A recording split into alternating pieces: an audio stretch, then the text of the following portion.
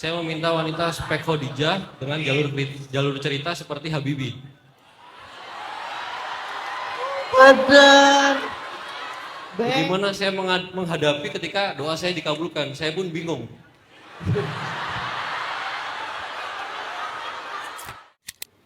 Yang pertama, saya punya sebuah sedikit kisah. Orang tua saya berpisah ketika saya masih kecil. Ketika saya beranjak dewasa, ternyata saya baru tahu kalau saya punya adik. Dari masing-masing setelah percayaan orang tua gitu kan. Di antara kedua adik saya itu, mereka kurang paham agama. Yang satu beda agama dan yang satunya sama sekali tidak mengenal tentang agama. Alhasil kedua orang tua saya itu baik dari pihak ayah maupun ibu selalu bergantung kepada saya karena saya lebih paham tentang itu. Dikala ada sebuah hal, ketika ayah saya meminta, saya datang ke ayah saya. Ketika ibu saya meminta, saya datang ke ibu saya. Tetapi dibalik dua hal yang saya lakukan yang menurut saya adil, bagi mereka itu sebuah ketidakadilan. Jadi ketika ke ibu ayah saya marah, ketika ke ayah ibu saya yang marah. Sedangkan kan hadis riwayat Bukhari sendiri menjelaskan bahwa ibu dijelaskan 3 kali, sedangkan ayah 1 kali kan. Terkadang ayah saya nggak terima.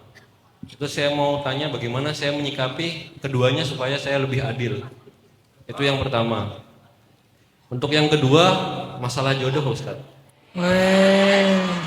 Boleh.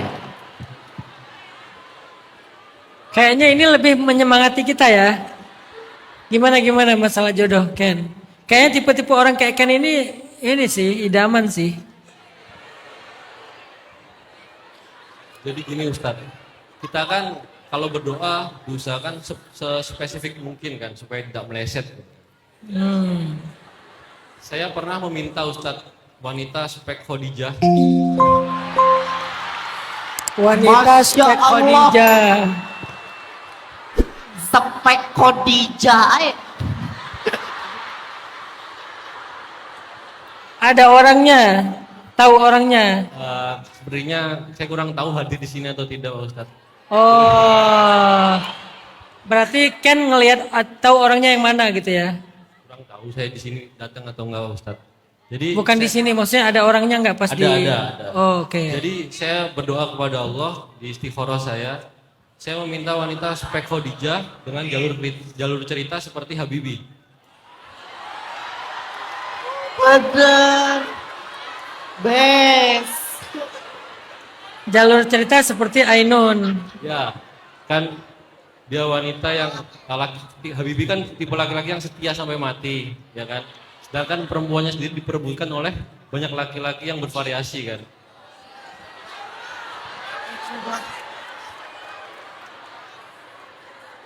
Nah, di sela-sela saya berdoa, saya selalu menentukan seperti apa Allah akan memberikan saya kejutan. Pada suatu hari saya diberikan kejutan seperti itu Pak Ustadz. Didatangkanlah sebuah wanita yang sesuai dengan permintaan saya. Seorang. Bukan sebuah, seorang. Seorang. Seorang wanita. Sebuah. Seorang wanita yang Sesuai dengan apa yang saya minta. perempuan itu bukan. Sabar tetangga, sabar. Lanjut, Mas. Seorang wanita yang sesuai. Sesuai. Perempuan yang sama nggak? Beda. Beda. Beda. Oke. Lanjut. Agak ragu ya. Nah, ketika saya dihadapkan dengan kisah Habibie ketika dia kedatangan banyak laki-laki yang ingin melamar dia, seperti itu kan Pak Ustadz. Saya kadang malah jadi minder. Karena laki-laki yang datang kepada dia speknya luar biasa, jauh daripada saya. Ya kan? Mereka memang berpangkat seperti Habibie, sama-sama berpangkatnya. Di sini yang saya mau tanyakan adalah bagaimana saya menghadapi ketika doa saya dikabulkan. Saya pun bingung.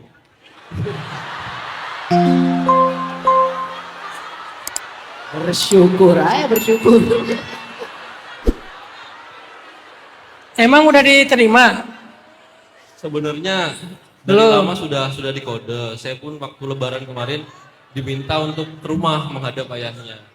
Cuman di situ saya masih sharing sama ayah saya karena saya masih punya banyak pertanyaan yang harus saya jawab. Yang pertama tentang orang tua itu dulu karena harus saya tuntaskan.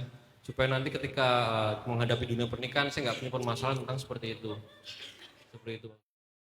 Adil dalam Islam itu adalah proporsional, bukan sama, bukan seimbang, tapi proporsional. Proporsional itu adalah situasional. Lihat kondisinya. Apa kondisi ibu dan apa kondisi ayah? Apa kebutuhan ibu, apa kebutuhan ayah? Kadang-kadang salah satu di antara mereka cuma butuh quality time, sementara yang lain butuhnya nafkah. Jadi kita bisa menentukan dengan cara apa kita akan memberikan hak mereka dengan memahami keadaan mereka. Jadi Ken lebih paham keadaan ibu, Ken lebih paham keadaan ayah. Kalau dua-duanya udah mampu karena masing-masing punya pasangan, apalagi laki-laki seharusnya dia emang menafkahi bukan dinafkahi gitu ya. Maka mungkin yang dibutuhkan dari mereka itu hanyalah perhatian, waktu dan segala macam. Kalau Ken udah berusaha untuk adil memberikan porsi yang hak mereka masih komplain, itu la yukallifullahu nafsan. Jadi Ken gak usah terlalu kepikiran. Ken gak dosa di situ.